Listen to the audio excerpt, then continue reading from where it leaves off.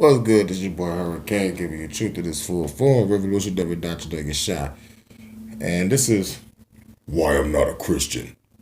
Part 2. The questions segment. Well, like what I didn't mention in the first video, what I should have mentioned. But it would have been longer because everybody have a long story on why they're not a Christian. And that's why people be like, to make a long story short, this is why people say that.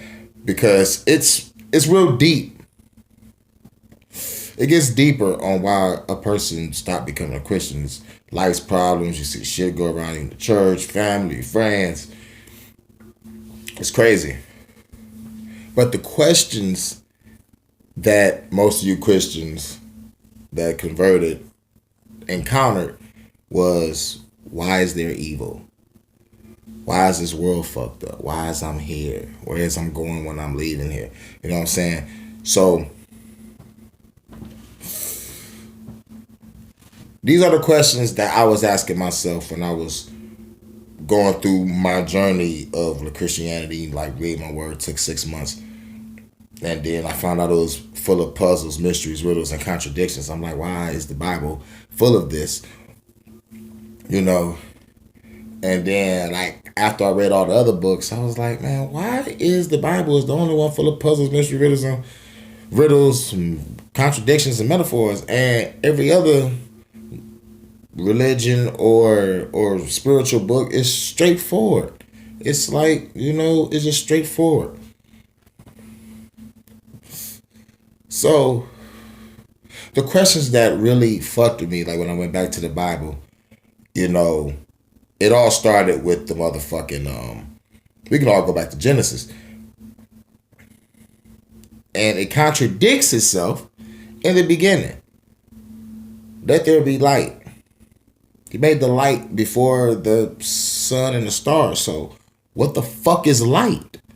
You dig? What's light?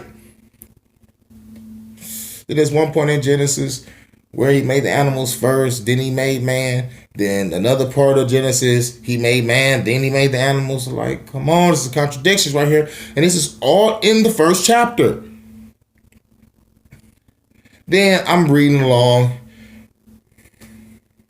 I'm come to Moses. Great story. They got the Prince of Egypt movie and the Ten Commandments movie with Charlton Heston. Great fucking movie. Long as fuck, but great fucking movie. But what people are not paying attention to when you read the Bible, when it comes to that story, God sent Moses to go get his people from Pharaoh. Now, before that, like God was a burning bush that Moses had to climb a mountain to get to. By the way, he was old as fuck when he did it. Climbing a big ass mountain just to talk to a bush that's on fire. Yeah. So he tells him to go to the Pharaoh and let my people go. They go through a little shit. Pharaoh's like, no. God sends 10 plagues. Problem right here. Why would you send 10 plagues when you could just get rid of the Pharaoh? So, finally, God is like, all right, 10th plague. This is the big one, y'all. This is the big one. I'm going to kill all the fucking firstborns. Like, wow, damn. Why he doesn't get the Pharaoh? So finally, Pharaoh succumbs to the grief and lets the people go, right? Remember, God is on Moses' side here. He lets the people go. Then it says in your Bible, go back to it. Yeah. It says, God put an evil spirit on Pharaoh to make Pharaoh go chase the motherfucker. It's like God was sitting back like, oh my God, this bores me. I will place an evil spirit on Pharaoh. Let's see what happens. Huh! Evil spirit. Nigga wake up like, what the fuck was I thinking? Guards! chariots, army, archers, and a whole bunch of other motherfuckers. Get them! Not about to mention, we don't know how many people was walking with Moses. Between 2 to 7 million. Men, women, children, cattle, carriage. Whole bunch of hauling ass.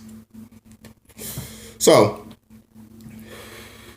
that was a question. I'm like, God just put an evil spirit on Pharaoh. Then it goes into some other shit like later on in the Bible where God put an evil spirit on Saul to chase David or some shit. I mean, no. God put an evil spirit on somebody to chase another motherfucker.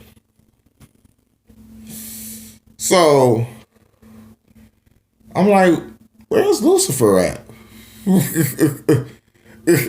Because so far, God is doing all the damage here. Only thing Lucifer did was do some shit in the garden. By the way, a talking snake. So, I read further on in the Bible and I ask another question.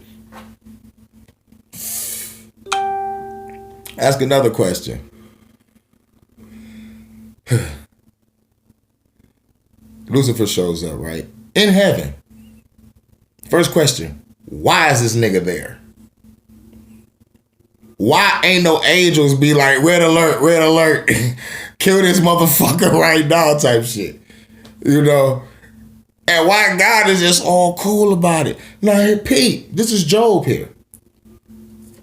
The book of the Job. Yo, doctrine. Lucifer coming that bitch. God like, what the fuck? God's like, what's good? Type shit. Like, he ain't even mad. Like, what's good?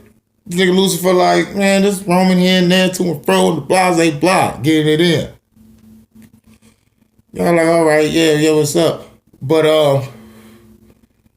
you saw my servant Job, nigga? I'm in the blase blah. So I was like, whoa. I stopped, like, pause. God is actually offering this innocent man's life to Lucy. Lucy and God makes a fucking bet. She crazy.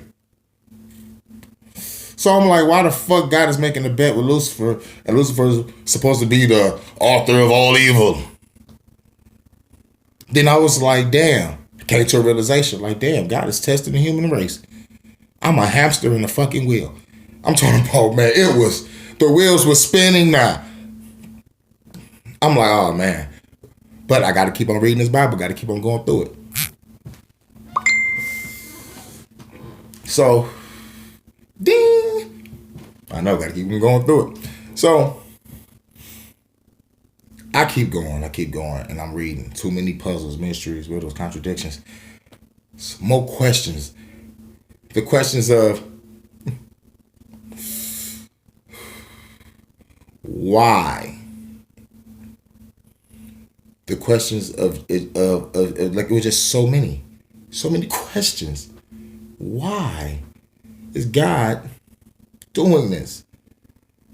So then I go off into some more deeper research and find out that the fucking New Testament was written by two guys named Piso and Pliny, or Piso and Plinius, whatever the fuck. So I'm like, damn. No wonder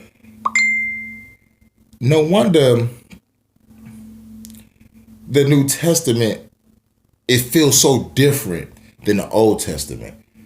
This is why most Christians are like, oh shit, we don't go by the motherfucking Old Testament no more. We go by the New Testament. We believe in Jesus. Yeah. And I found out that books was written later.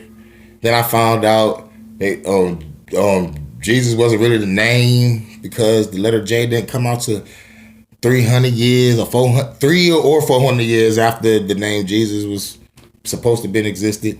So his name was Yahshua. And in Africa, they call him Yahawashi and some other names.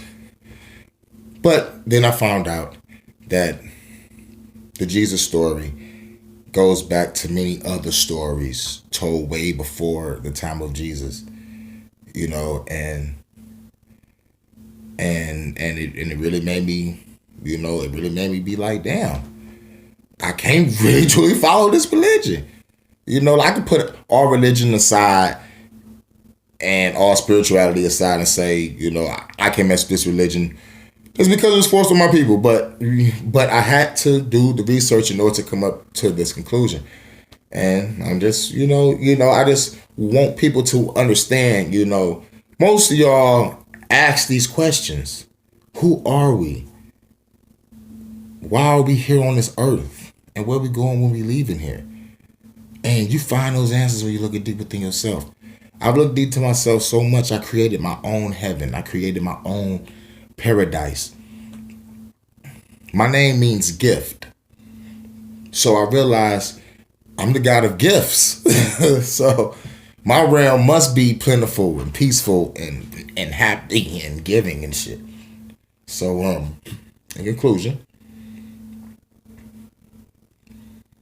I know you have questions. I know you have questions. But guess who got the answers? You do. It lives within you. Unlock that God within you.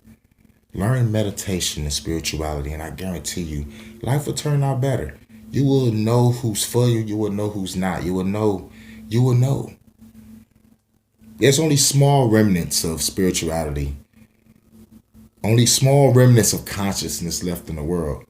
And we all need to put our last remnants together and create a community of consciousness.